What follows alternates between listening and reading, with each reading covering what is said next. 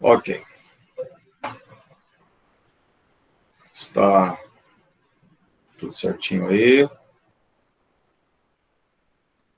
Falamos dos antiácidos, os citoprotetores, outros fármacos, não interessa, antissecretores. Como nós começamos a falar ontem, os fármacos, né, mais utilizados em tratamento de úlceras, de gastrites, tal, são fármacos antissecretores. E entre os fármacos antissecretores, o que nós temos? Os antagonistas do receptor H2, né, e os fármacos inibidores de bomba de prótons. O fármaco antagonista de H2, o precursor, né, de toda essa classe foi a cimetidina, depois a ranitidina, famotidina e a nizatidina. A nizatidina parece que não tem mais, ela saiu do mercado. A cimetidina é pouca utilizada hoje, a gente vai ver o porquê, e a ranitidina parece que está suspensa, foi recolhido, né, por ter encontrado impurezas no sal. Não sei se vai retornar ou não. E o que nós temos, então, é a famotidina. Bom, o uso clínico principal desses antagonistas de H2 é inibir a secreção ácida gástrica, né? Diminuindo, então, a concentração intracelular de AMPC, né, que nós comentamos ontem, e dessa forma acabamos tendo, então, a redução da secreção de ácido, né? Porque reduzindo a concentração de AMP, nós não vamos ter ativação da bomba de prótons. Tá? Esses fármacos anti-H2, eles não têm ação sobre H1. Não tem. Tá? E como o anti-H2, e como o anti-H1, desculpa, não tem ação também sobre o H2. Ambos são ditos antihistamínicos. Eu não sei como está hoje, tá? Faz tempo que eu não pego aí o consenso dessa área para ler, mas há um tempo atrás houve um consenso de que existe um tipo de urticária persistente, né? Essas urticárias que ficam todas aquelas manchas avermelhadas pelo corpo, né? Que essas urticárias, quando elas não respondem bem ao anti-H1 e ao corticoide, eles estavam utilizando anti-H2 e usava a ranitidina. E a explicação para o uso da ranitidina, nesses casos, é que o autor dizia que perifericamente nós temos, né, receptores H2 em alguns vasos periféricos. Então, que não tínhamos exclusivamente o H1, a gente tinha também H2. E no caso, então, dessas urticárias persistentes, resistentes, poderia ser utilizado o anti-H2 com resultados positivos, tá? Não sei se é a mesma conduta ainda, mas isso existiu, tá? Muito bem, então, é isso aí.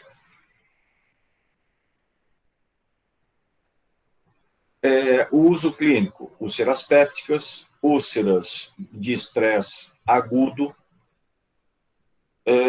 Antes de existir esses inibidores de bomba de prótons injetável, né, que inicialmente não existia só o uso oral, só depois que veio o injetável.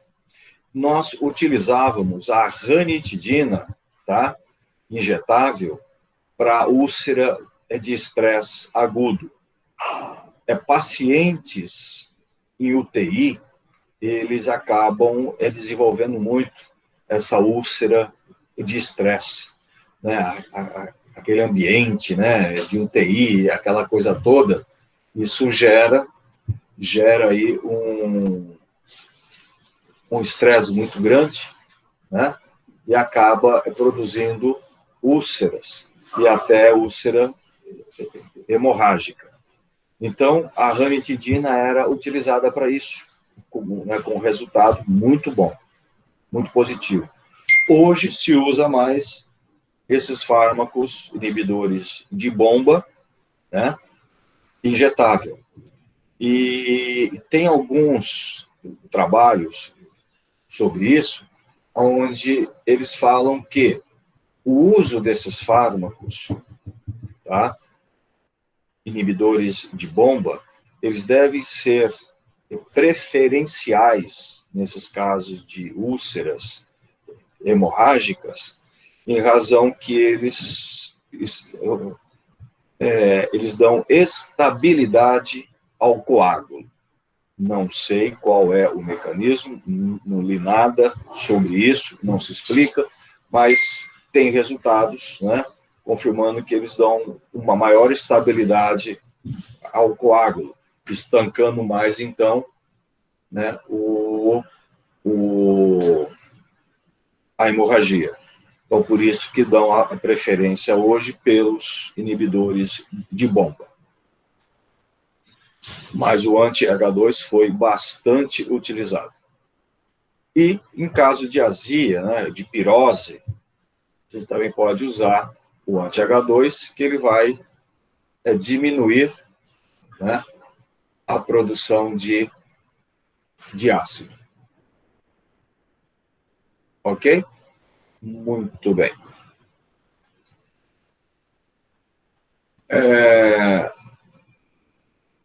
Os antagonistas de H2, eles são administrados por via oral e via parenteral, né? Eles têm uma ampla distribuição em ambas as vias, excretado principalmente pela urina, né? A ranitidina, ela é de 5 a 10 vezes mais potente do que a famotidina, e a famotidina é de 20 a 50 vezes mais em relação à cimetidina. Então, isso a gente vê quando nós utilizamos as doses, né? Você vê, a cimetidina, a dose padrão para o tratamento de úlcera é 800 miligramas dia. 800 miligramas dia. Que pode ser dividida em duas tomadas. Ou você dá uma dose única de 800, ou você dá 400 e 400. Quando se faz a opção de dose única desses antagonistas de H2, essa dose tem que ser dada à noite. Tá? Então, uma dose sempre à noite. Então, se faz a opção por 2 doses, manhã e noite. Se faz a opção somente por uma dose diária, então é à noite. Então, a cimetidina, 800 dia. A ranitidina, a dose curativa, é 300 miligramas dia. A mesma coisa, ou 300 noite, ou 150 manhã, 150 noite. Tá? A famotidina é 40 miligramas dia. Mesma coisa, tá? Ou à noite, ou 2 vezes ao dia. Tudo bem, gente? Até aí? Então, pela dose, você vê a potência de cada uma. Tudo bem, professor, mas por que teria que ser à noite? Então, o uso à noite é para evitar ou para reduzir a atividade basal, vagal. Né? O parasimpático é predominante à noite.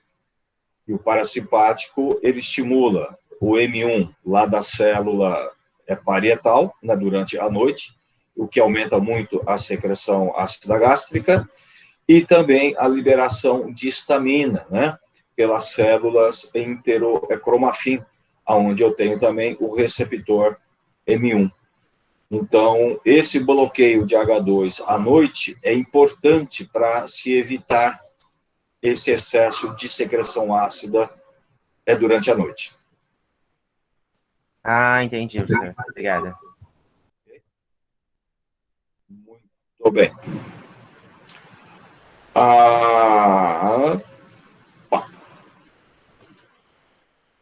Efeitos adversos. Esses fármacos, normalmente, são bastante seguros, tá? Efeitos adversos é mínimo, né? Mais citações do que observações, vai. Uma pelo número reduzido de H2 que nós temos, né? Mas em pequeno número de paciente, e normalmente não obriga a interrupção. Então, não são efeitos que você, não, preciso suspender certo uso, não. Normalmente você não precisa isso. Você pode ter, em alguns pacientes, alguns podem falar, eu estou com um pouco de diarreia, me deu náusea, flatulência, né, obstipação, boca seca, mas isso aí vai depender muito de cada paciente e coisa muito simples, né? A trombocitopenia tem citação, tá? Do uso de alguns desses fármacos, mas também é reversível, é reduzir dose ou suspender, isso daí reverte facilmente. Pacientes nefropatas e hepatopatas pode produzir agitação, confusão mental, ansiedade, tics faciais, alucinação. Mas isso é específico para esses pacientes. E raros também. A nível de sistema endócrino, tá? Nós não observamos efeitos significativos com a classe em si. É observado com a cimetidina, tá? Esses efeitos são observados a nível com a cimetidina. Então, se percebe, tá, uma ação antiandrogênica, né? E aonde você pode ter uma ginecomastia, uma galactorreia, né? Uma perda de libido, tá? E elevação da prolactina. Mas isso, veja bem, é observado, né, a nível de cimetidina, tá? Cimetidina. Alguns pacientes que usavam muito, né, a cimetidina, quando não se tinha outras opções, né, então se reclamava muito desses efeitos, principalmente perda de libido.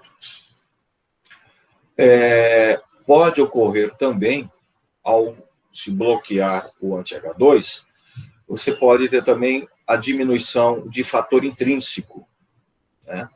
Lembrando que o fator intrínseco é liberado, né? É liberado pela célula é parietal.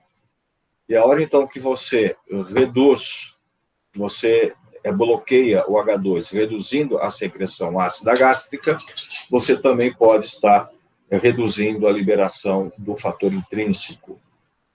E lembrando que o fator intrínseco, ele é importante, né,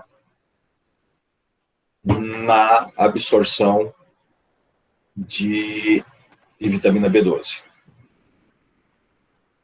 A cimetidina, ela é uma inibidora enzimática, né, importante. Ela mexe muito com a atividade enzimática. Ela interfere bastante na metabolização de outros fármacos. Ok? Então, ela é uma inibidora enzimática.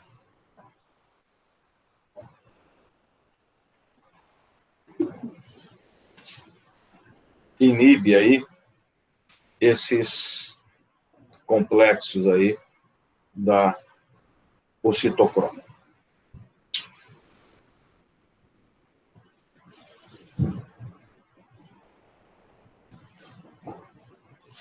E aí, nós temos os inibidores de bomba de prótons, né? Omeprazol, esomeprazol, lansoprazol, pantoprazol, rabeprazol, né? Alguns desses fármacos aí bastante utilizados. Na realidade, todos esses fármacos têm o mesmo mecanismo, né? Todos eles vão ter a mesma coisa, o mesmo tipo de efeito. Alguns deles, né, se destaca por, sei lá, por produzir um efeito melhor a nível de refluxo, não sei o quê, mas todos praticamente fazem a mesma coisa. Né? Todos eles fazem a mesma coisa.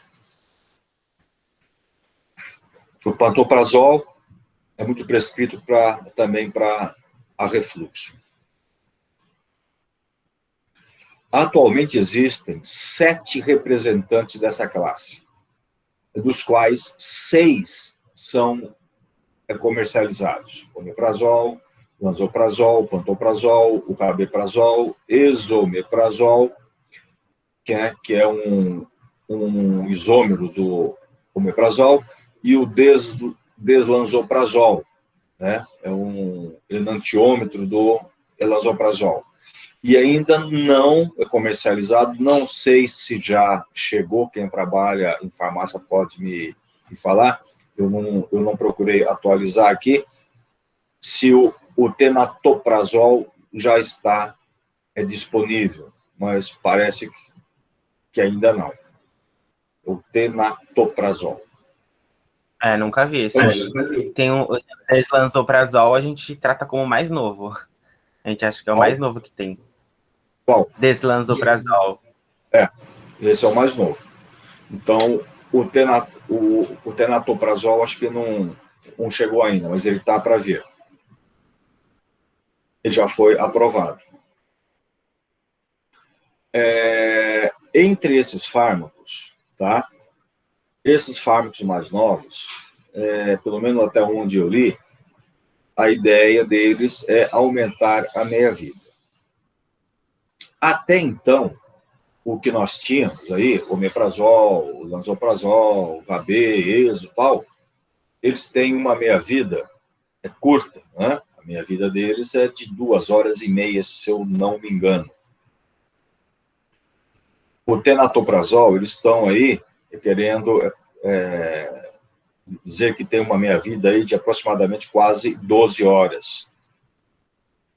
E eu vou falar já sobre isso, e vocês vão tirar a conclusão de vocês. Esses fármacos têm a meia-vida curta, né? Então, de 2 horas e meia. E por que a gente usa ele uma vez só por dia? Eu falei isso ontem para vocês.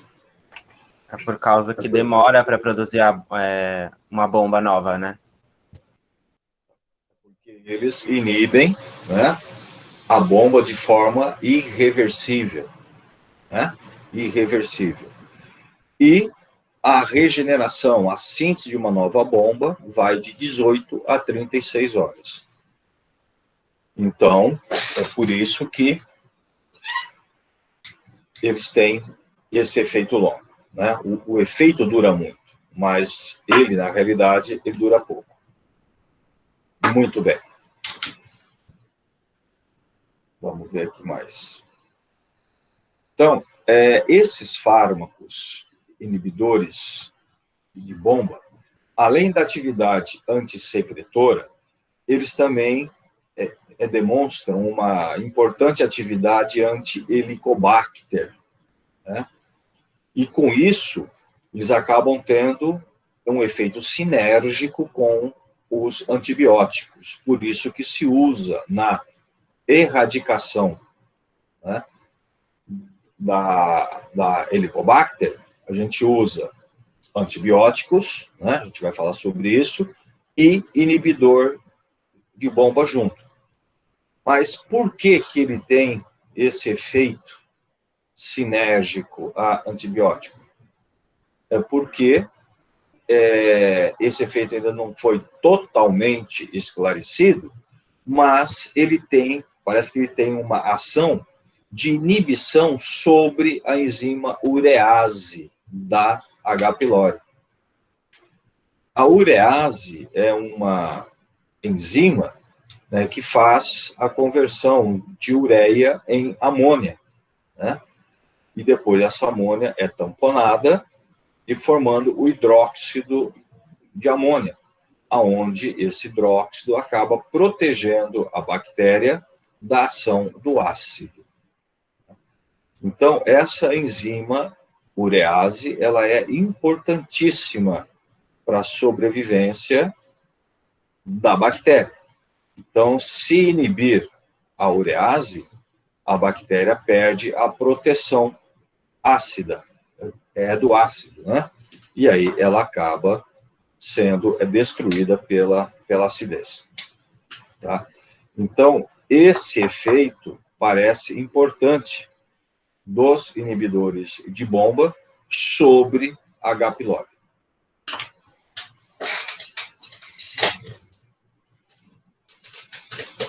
Tudo bem, gente? Até aí? Tudo.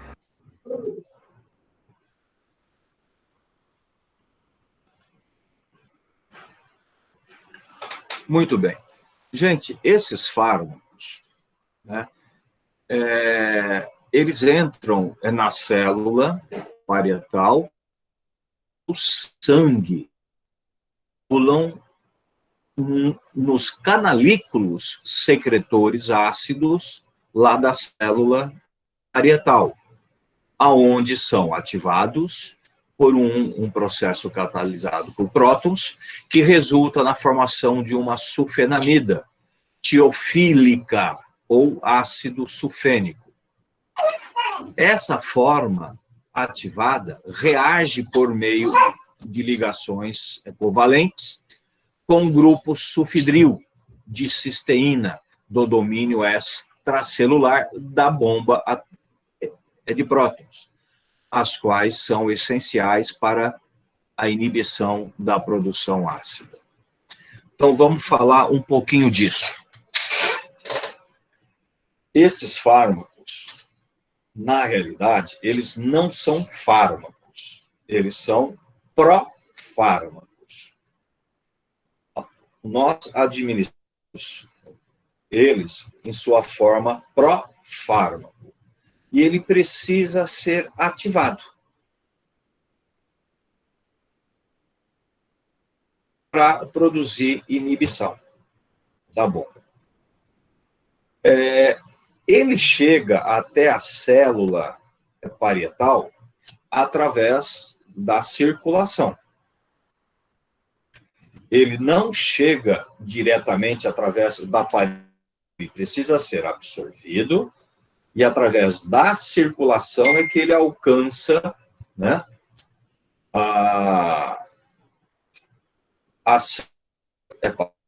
e aí ele vai ter inibição. Muito bem. Só que esses profármacos, a ativação deles é dada através do ácido. É o ácido que vai ativar. Só que não pode ser o ácido gástrico, o que está na luz gástrica. E por que não? Porque se esses fármacos forem ativados na luz gástrica, ele acaba se ligando a esses grupamentos das células de mucosa gástrica e ele não consegue ser absorvido. Opa. Então, ele não pode ser ativado no estômago. Então, ele precisa ser ativado nos canalículos lá da célula parietal, depois que ele já está na circulação. Aí, então, né, ele passa, tá? Ele passa através do sangue, ele chega nessas células, e aonde ele vai ser ativado por esse ácido. Bom, como fazer, então, como fazer para que ele passe pelo estômago sem sofrer a ação do ácido? E ele precisa passar pelo estômago, não sofrer ação do ácido e ser absorvido a nível duodenal. Para isso, esses fármacos, então, eles são revestidos, né, por uma proteção entérica. Essa proteção é ácido resistente. Então, eu tenho que, com esse revestimento, para que ele passe, não sofra ação do ácido gástrico, ele vá para o duodeno, e a nível de duodeno, o pH muda, passa para alcalino, aí esse revestimento é dissolvido, e o profármaco, liberado e absorvido. Aí que ele vai circular e chegar até a célula parietal, aonde nos canalículos encontrará o ácido, e aí ele vai ser ativado. Tudo bem, gente? Então, em razão dele ter esse revestimento ácido, tá? Eu preciso esse ácido é resistente, né? Eu preciso administrá-lo numa hora em que eu tenha certeza que o pH gástrico esteja ácido, para que esse revestimento não solubilize. Qual é a hora que eu tenho certeza que o pH gástrico está ácido? Em jejum pela manhã. Antes de comer. No jejum. Por isso que esses fármacos devem ser administrados em jejum, para eu ter a certeza que o pH está ácido e ele vai passar sem solubilizar. E eu vou ter o melhor aproveitamento. Ok? Muito bem. E por que eu não devo administrar esses fármacos 2 vezes ao dia? Como tem muitos médicos aí que prescrevem, né, esses fármacos 2 vezes ao dia. E aí, quando você fala com o médico que conhece bem a farmacologia, ele não faz isso, ele dá somente 1 vez ao dia, jejum. Mas quando o outro ele não conhece bem aí, acaba prescrevendo 2 vezes, né? E a alegação dele é que o paciente dele sente dor à noite. Então, ele dá esse outro aí mais tarde, né? Para amenizar a dor do paciente. Pode ter algum resultado? Pode. Mínimo. Mas pode ter. Agora, gente, você vai prescrever um, um pariete, eu não sei como é que chama, quem está aí vamos supor, o pariete, né, que é o prazol, para um paciente. Pariete, se não me engano, está mais de R$200 a caixinha. É isso, Anderson? Isso vende bem pouco isso aí, viu? Na verdade, a rabeprazol vende bem pouco e o pessoal compra genérico. Não me lembro quanto tá, não. Vende bem mais o omeprazol, o esomeprazol. É muito caro. Aí você vai dar um fármaco à tarde ou à noite, né? Você está jogando dinheiro no lixo, né? E por que não se justifica o uso duas vezes? Uma é que nós já comentamos, a bomba é inibida irreversivelmente. Para você ter uma nova bomba, é 18 horas. Então, se você tomou, vamos supor, 7 horas da manhã, 7 da noite, 7, 8, 9, 10, 11, 12. A partir da 1 da manhã, por aí que você começa a ter síntese de novas bombas. Tá certo que chega lá por umas 3, 4 horas, você até pode ter dor, né? Se tiver aí uma úlcera, né? Mas é preferível que você, então, durante a noite, você use uma outra forma de inibir o ácido, como associar à noite um anti-H2, né? Ou dar aí um sucralfato à noite, para proteger à noite, né? Mas não justifica o uso desses fármacos duas vezes. E até mesmo porque a outra dose que você vai dar à noite ou à tarde, você não garante, né, que esse paciente esteja com tempo suficiente de jejum para que esse fármaco seja bem aproveitado, né? Ele pode ter se alimentado, pode ter comido há pouco tempo, o pH dele gástrico está mais alto, pode solubilizar parte desse revestimento e você acaba perdendo parte desse medicamento. Ou seja, não tem uma forma de você controlar, ter certeza do quanto será absorvido. Certo? Então, por isso que a gente preconiza um uso diário. Professor, tem algumas apresentações de medicamentos que são para tratar a úlcera, que já vem o IBP, tanto para tomar de manhã quanto para tomar à noite. Tipo, vem aquelas cartelas com os antibióticos e um IBP. Aí vem mesmo para tomar de manhã, vem também para tomar IBP à noite. Seria uma justificativa o uso do IBP para aquele caso que o senhor falou da ação dele sobre a H. pylori? Poderia ser? Principalmente isso. Principalmente isso. Sobre a urease. Entendi. Então seria mais voltado para isso, não para o efeito de fato da bomba, né? Mas isso, porque na bomba você não sabe o quanto dele vai ter atividade. e é interessante tanto que esses aí da noite, eles falam que não precisa tomar em jejum. Então deve ser justamente para isso, da urease mesmo, né? Agora o de manhã eles já falam para tomar em jejum. O da cartelinha lá da IBP. Beleza?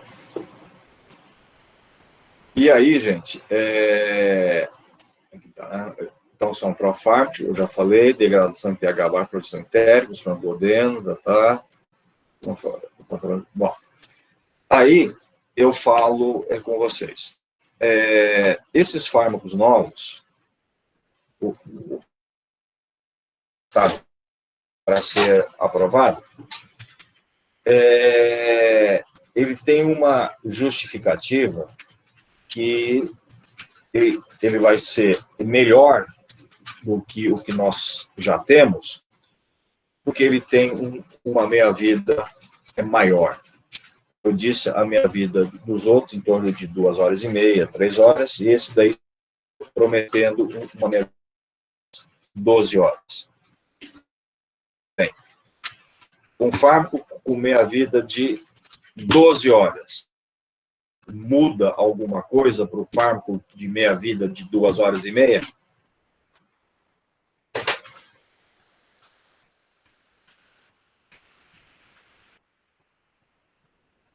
Para vocês raciocinarem.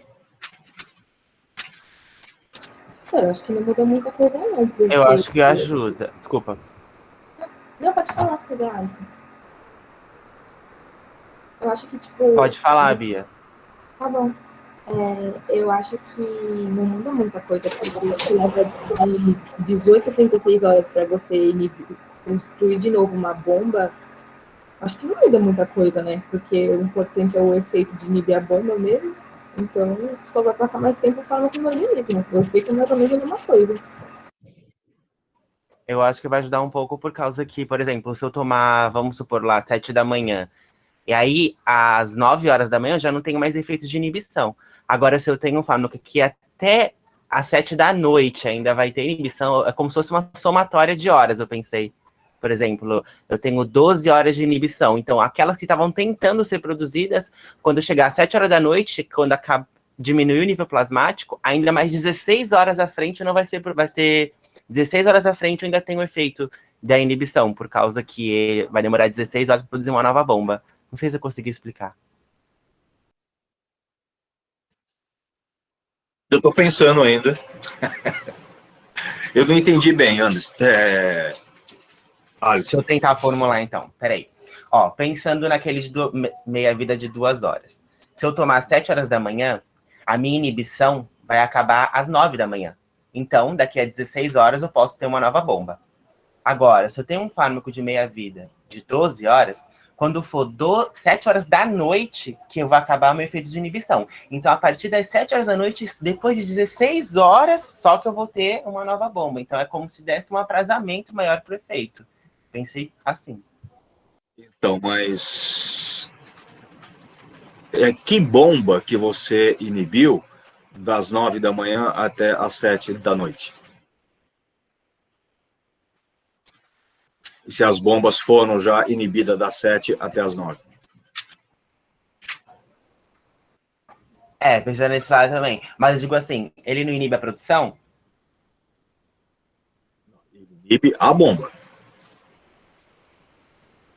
Achei que também tinha algum efeito sobre a produção dela. Deixa eu Não, ver. ele inibe a bomba. Entendeu? A bomba. Então bomba... pensando se ela já é estruturada, não tem sentido mesmo, porque 12 horas depois não vai ter nenhuma bomba estruturada. Acho que então acho que não faz sentido. Então, o que importaria mais aí, tá, seria a distribuição do que a meia-vida. Aquela coisa que a Carla deve ter falado com vocês, né, de área sobre a curva, né, o poder do fármaco em se distribuir.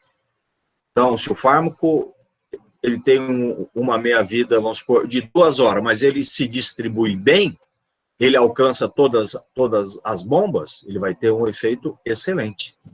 Do que um fármaco que tem um efeito de 12 horas, mas e daí? Se a distribuição dele, tá? Se a distribuição dele for boa, tá? Ele já alcançou os fármacos. Então, ele não vai ter bombas, né? Para que você tenha inibição. Então, eu não sei, né, até que ponto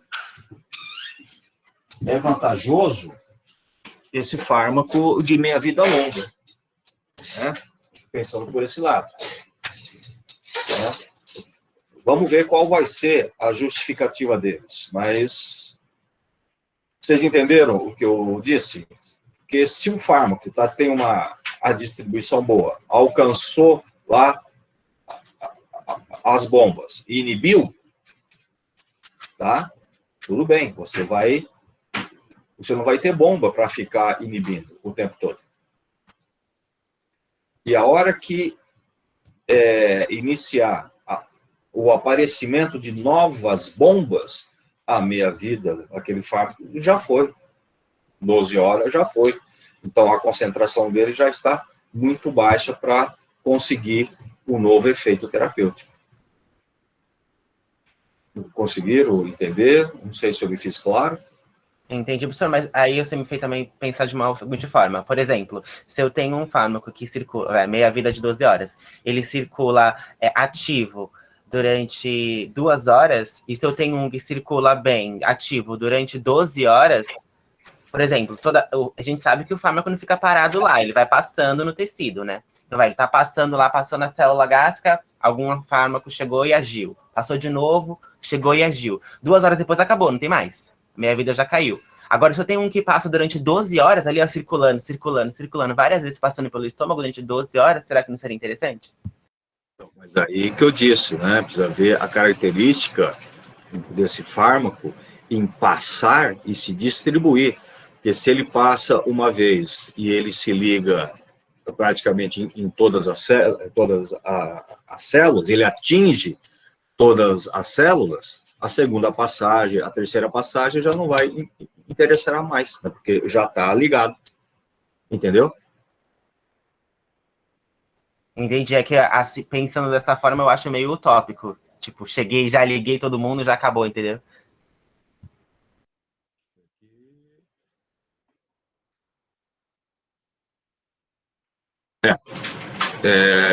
Eu sigo mais o raciocínio da Bia, entendeu? Porque se já ocorreu a inibição, o que ocorre, né, com esses fármacos de meia-vida curta, tá, ocorre. A gente tem dados, né, que, vamos supor, 20 miligramas dia de omeprazol, por 5 dias, você consegue inibir 95% da secreção ácida. Você entendeu? Então, isso quer dizer o quê? Que não sobra tantas bombas assim para você inibir mais. Né? Então, eu não vejo muita vantagem nesse ponto. Tá? Pode ser que ele seja interessante, como a meia-vida é maior, para H. pylori, para outras coisas, tá? Mas para úlcera, para secreção ácida gástrica, eu não vejo grandes vantagens em relação aos outros.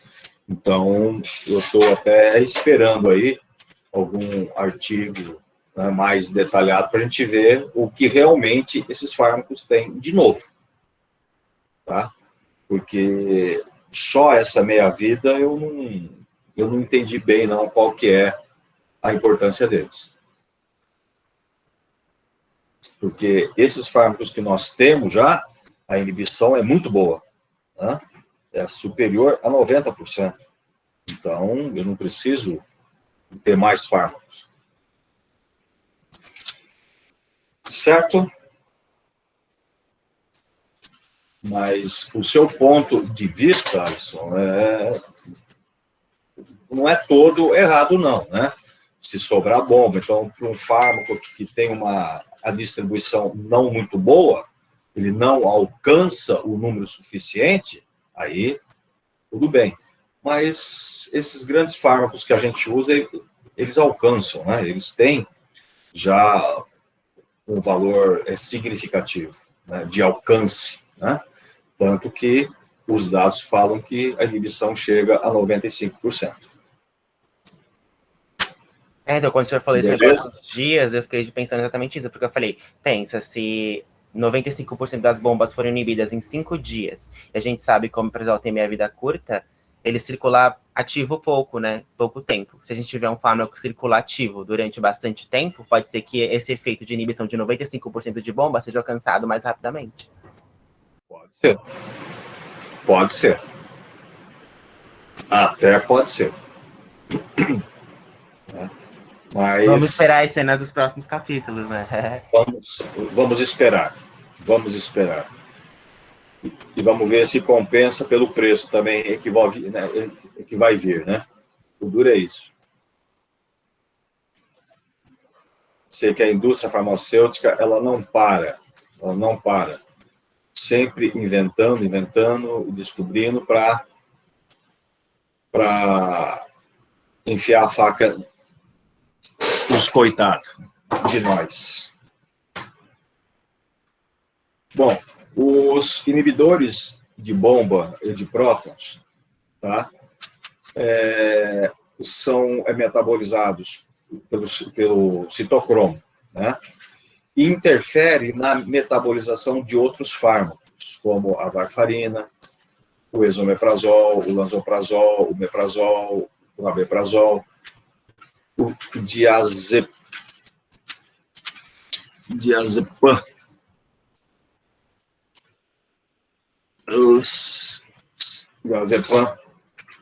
esomeprazol, o meprazol, ciclosporina. Então, isso são dados já reconhecidos, tá? Que esses fármacos interferem na metabolização desses outros fármacos, tá?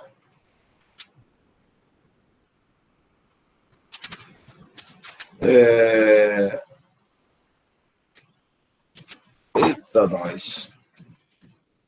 Somente o omeprazol inibe o CYP2C19, inibindo assim a depuração do disulfiram, fenitoína e outros. Né? Então, aqui, tem que tomar um cuidado com álcool, né? Inibe aí a depuração do disulfiram. Pode dar a reação acumulativa de acetaldeído, né? Então, o omeprazol não é muito bom associar com álcool. Aliás, se está tomando omeprazol, não é para tomar álcool, né? Induz... por falar nisso, qual é o único solvente que solubiliza o mucocitoprotetor? O único. O álcool. O álcool é o único solvente que solubiliza o mucocitoprotetor. Tá? O único. Induz a expressão do CYP1A2, aumentando a depuração de imipramina e outros antipsicóticos, e teofilina. Então, ele pode diminuir aí a ação dos antipsicóticos, né? Então, tem que tomar cuidado com isso. Preocupação com a segurança em tratamentos prolongados por aumento de gastrina. Gente, aí tem uma coisa. Se vocês procurarem ou se falarem com qualquer médico, ele vai falar: não existe comprovação científica em seres humanos. Realmente não tem. Mas em animais existe.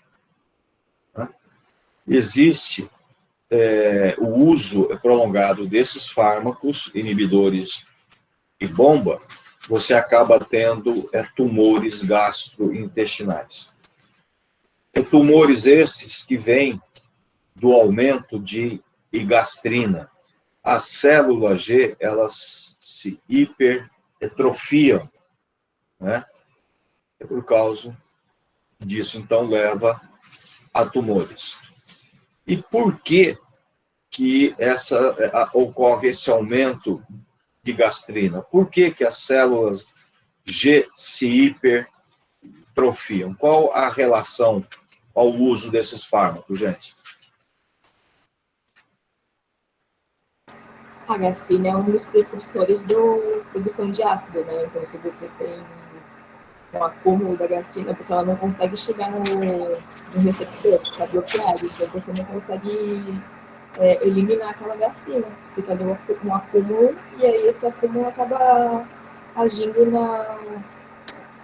nas células, né? Então a célula acaba produzindo cada vez mais para tentar compensar o ácido que não está sendo produzido. Mas por que teve o acúmulo? Eu não entendi de onde veio o acúmulo. O receptor não está inibido por conta da inibição da bomba?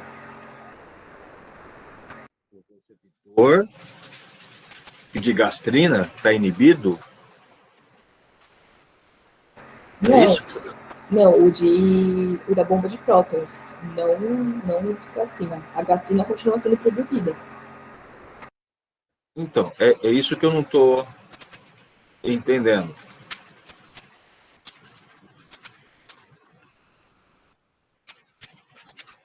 Aí, tá doendo aonde? Vamos lá. A gastrina, ela continua. Mas quem é que controla a secreção de gastrina, Bia?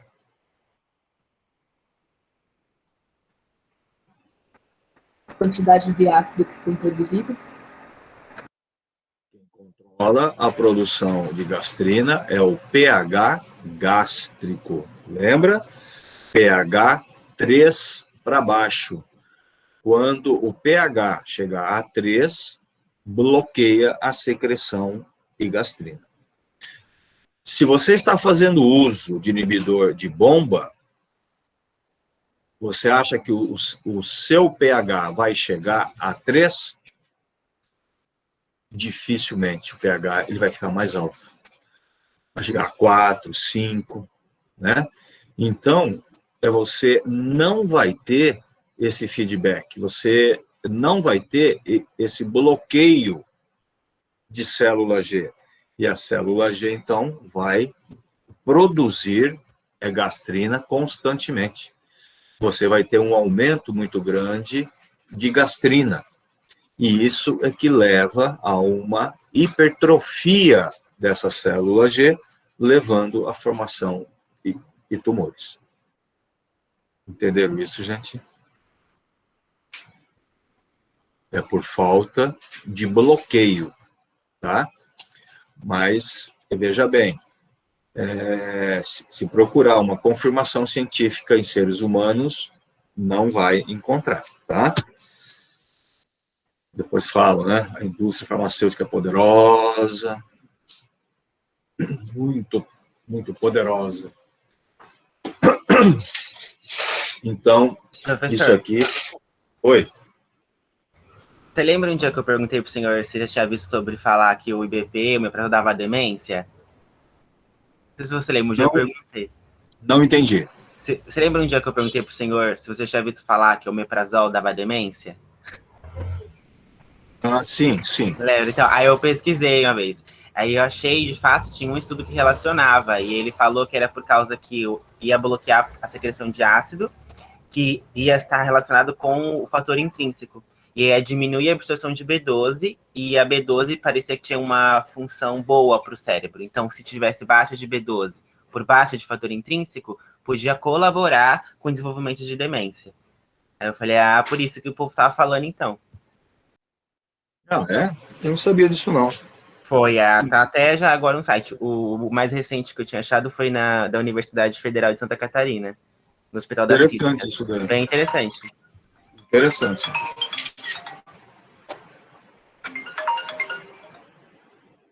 Interessante. Eu nunca tinha lido sobre isso, não. É bom saber disso daí. Faz sentido. Um minutinho só, gente. Por favor.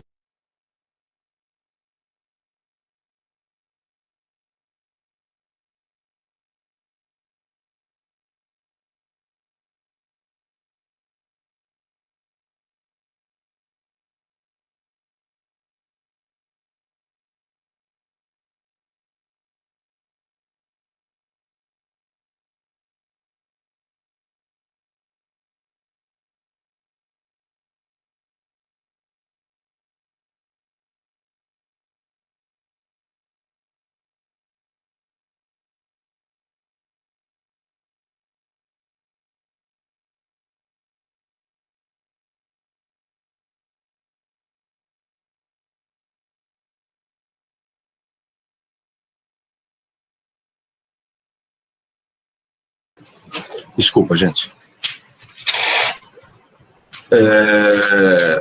É interessante e faz sentido, sim, né? Porque a B12 ela é muito importante, principalmente para a produção de bainha de mielina, né? Alguma coisa a ver com os neurônios. Interessante isso daí. Vou ver se eu dou uma lida sobre isso. Legal. Então, gente, aqui está tudo bem? Os tumores gastrointestinais? Tudo bem.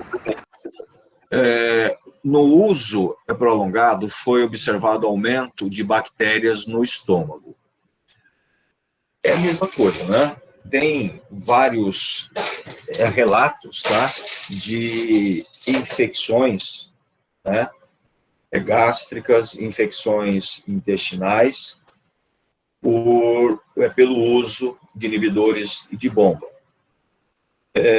Porque o ácido gástrico, ele é importante, né, para você ter a eliminação de bactérias, né?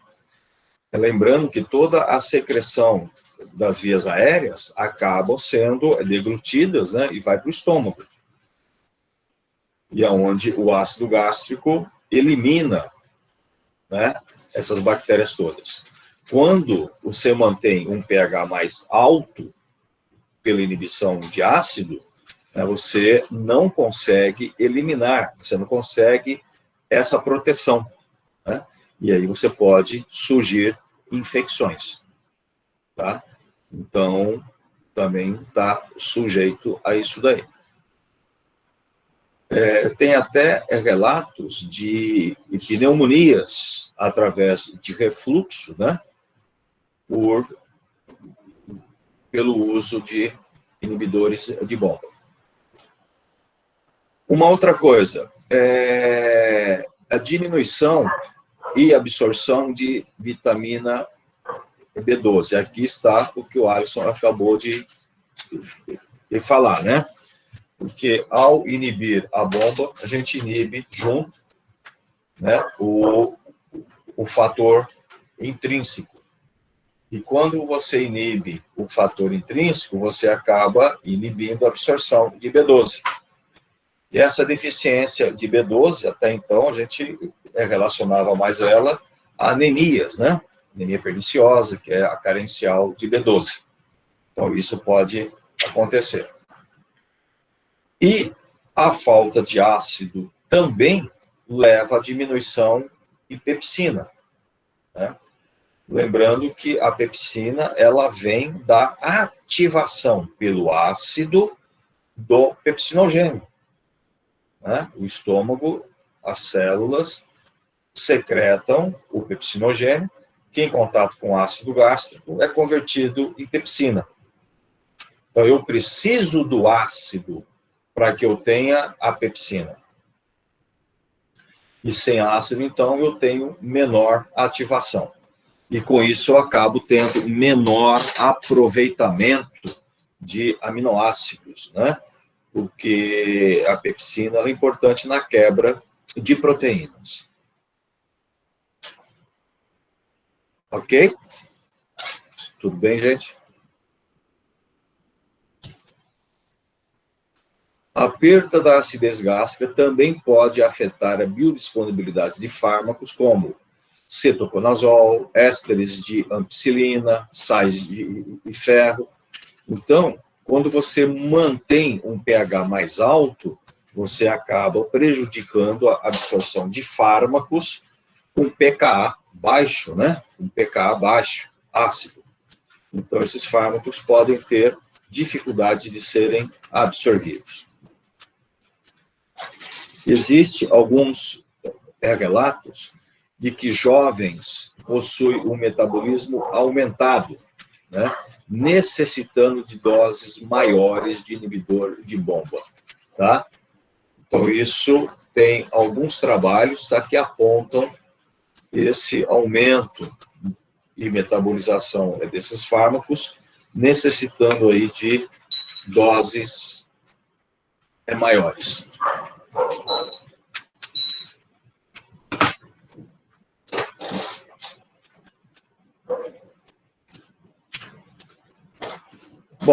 outros fármacos, né? A gente já, inclusive, comentou aí alguma coisa, né?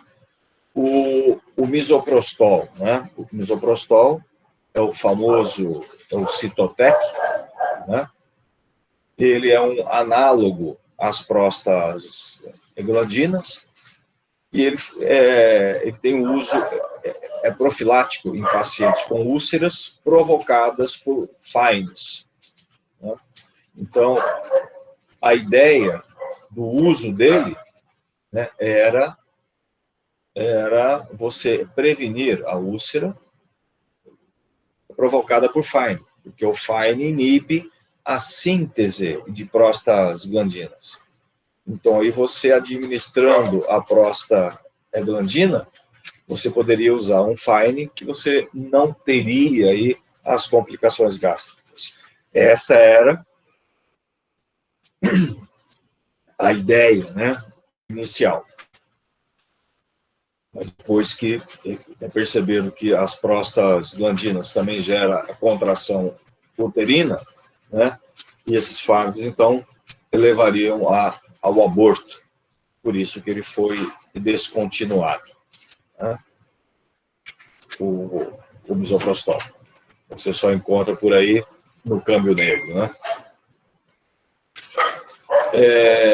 E fármacos antimuscarínicos, fármacos bloqueadores de M1, como a diciclomina, pode ser usada como auxiliar, porém possui vários efeitos adversos.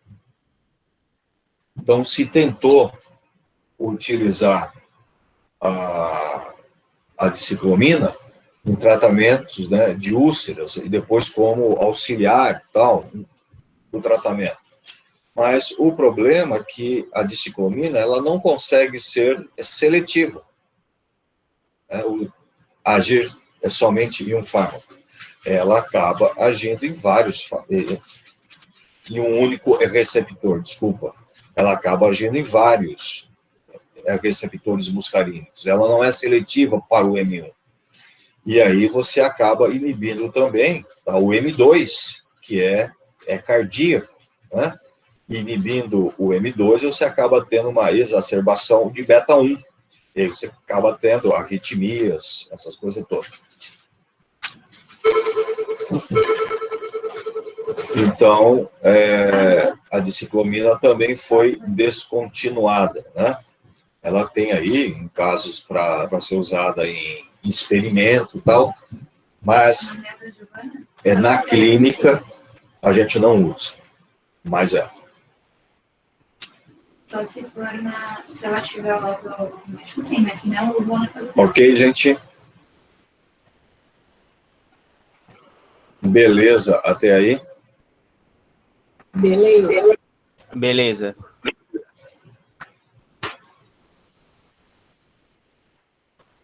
Perguntas? Eu vou chamar aqui, pode? Dúvidas? Curiosidades?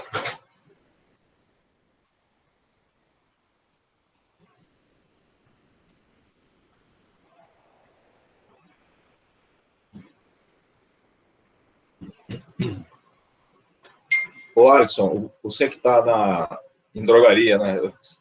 Você trabalha, né? Em drogaria. Sim, trabalho. Você sabe se a ranitidina já está de volta ou ainda não?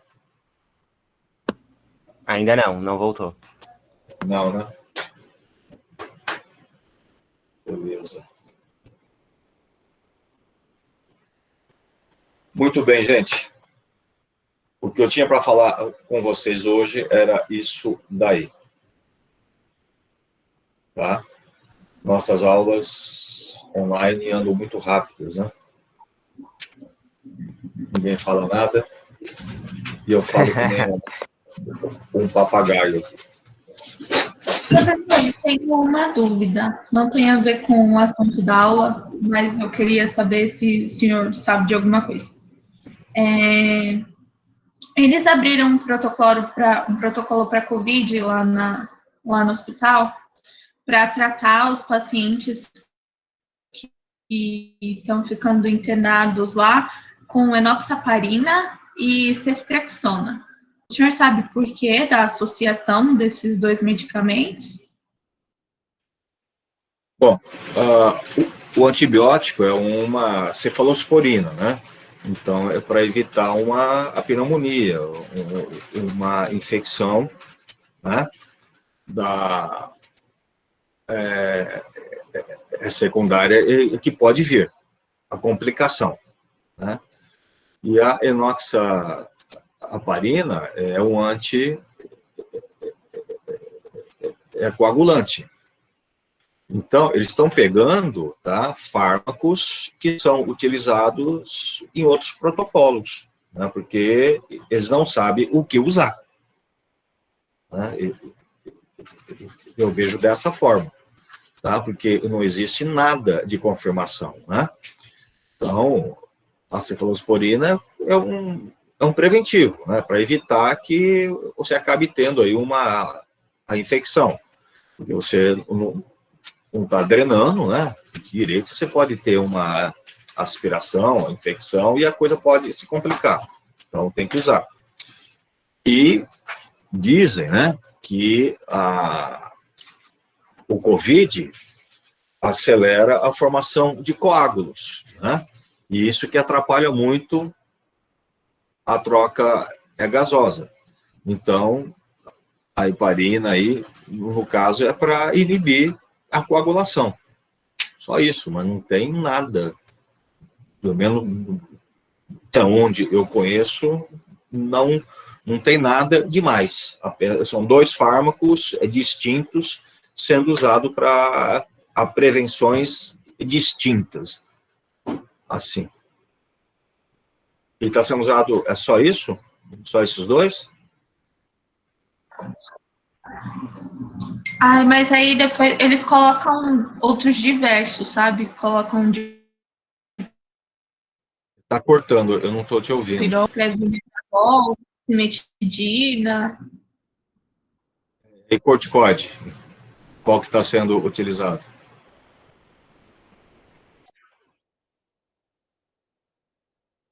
Dexametasona, hidrocortisona? Hidro.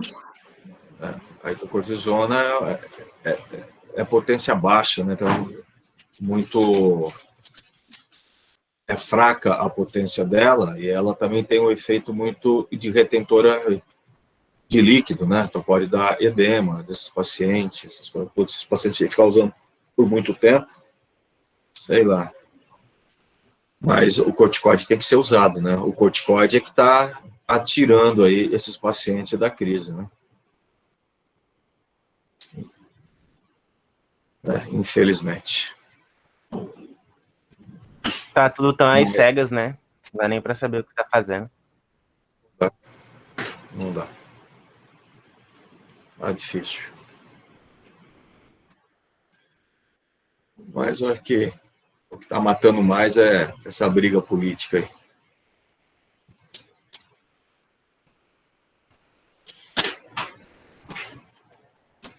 Mais alguma coisa, gente?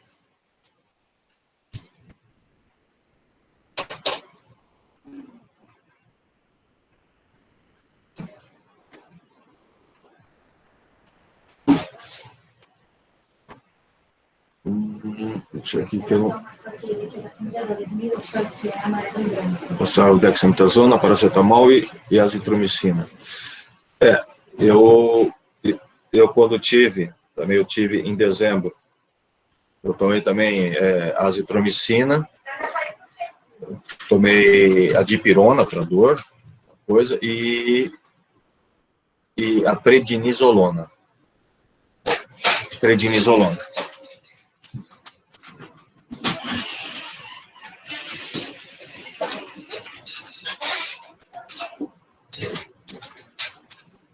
Pois é. Então, né? Estão usando bastante, né? A prednisolona. Eu tomei a prednisolona. Vamos ver se essa vacina chega mais rápido, né? Aí todo mundo se vacina, E aí a gente dá um adeus para essa porcaria aí.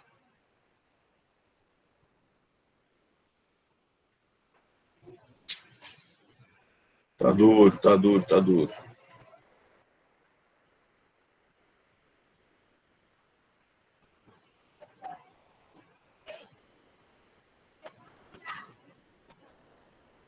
Gente, deixa eu ver se consigo entrar aqui. Fazer a chamada.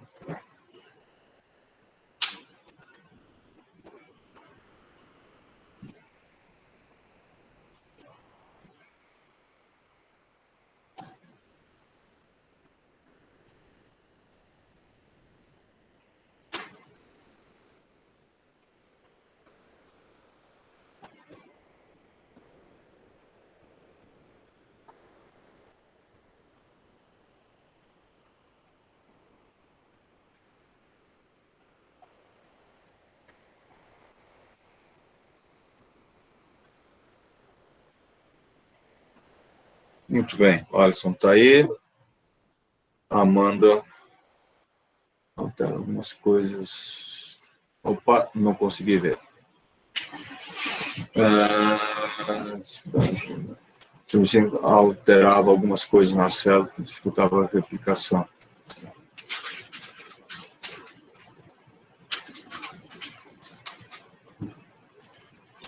E o ivermectina da vida, quero entender até hoje. Gente, a história da ivermectina, ela surgiu da seguinte forma.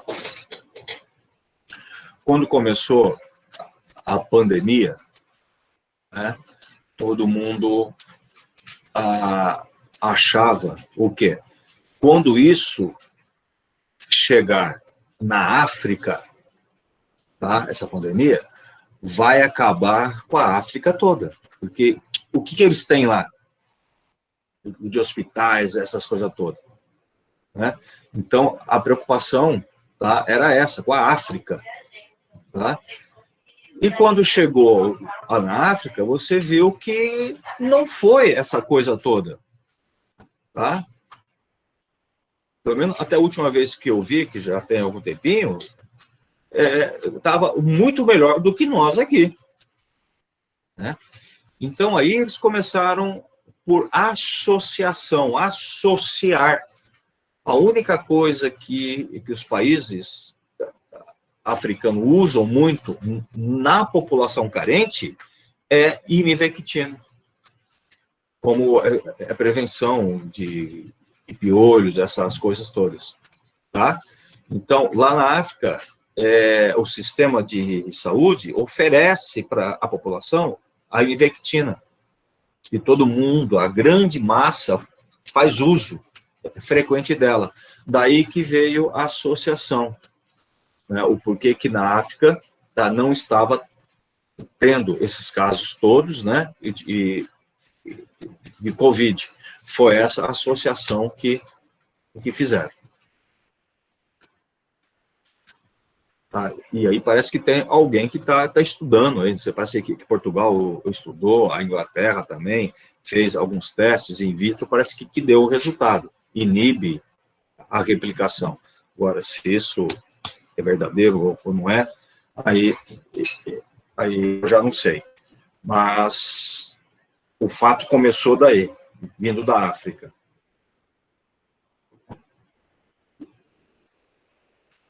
Amanda não tá, Ana Maria tá.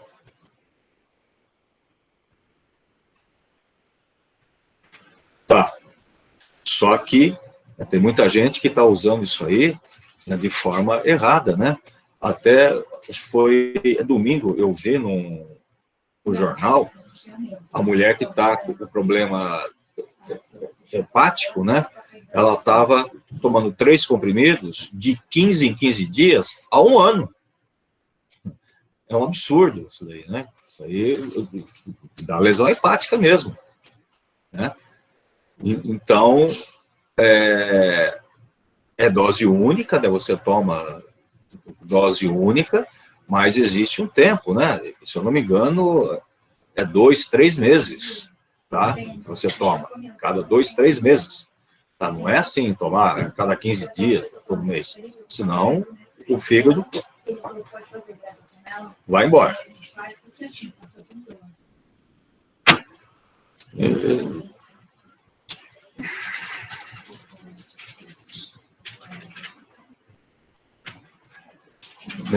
Pois é, com certeza. Triste mesmo. Daiane. Gabriela Fagner não está.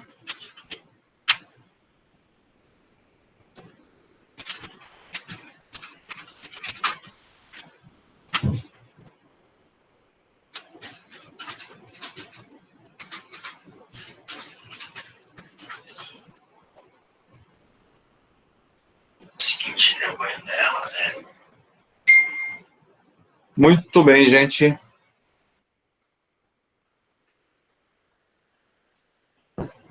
Deixa eu acompanhar, que tem um monte de gente falando aí, eu não consegui ver.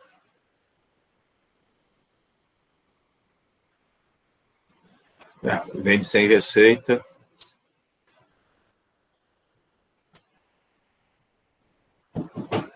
Ano passado ele virou medicamento controlado, só pode ser comprado com receita.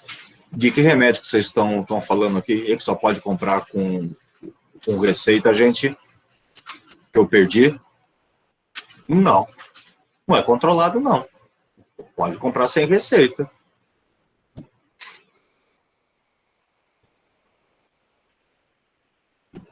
Pode comprar. Até onde eu sei, não tá, não.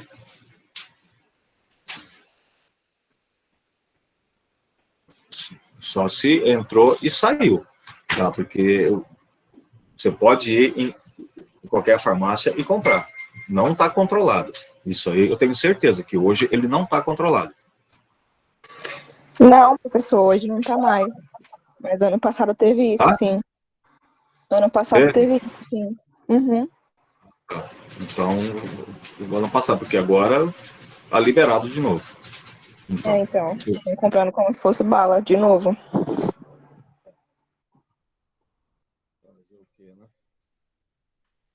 Tudo bem, então, pessoal? Muito obrigado. Uma boa Páscoa para vocês. E até a semana que vem, se Deus quiser. Tchau, pessoal. Fiquem com Deus.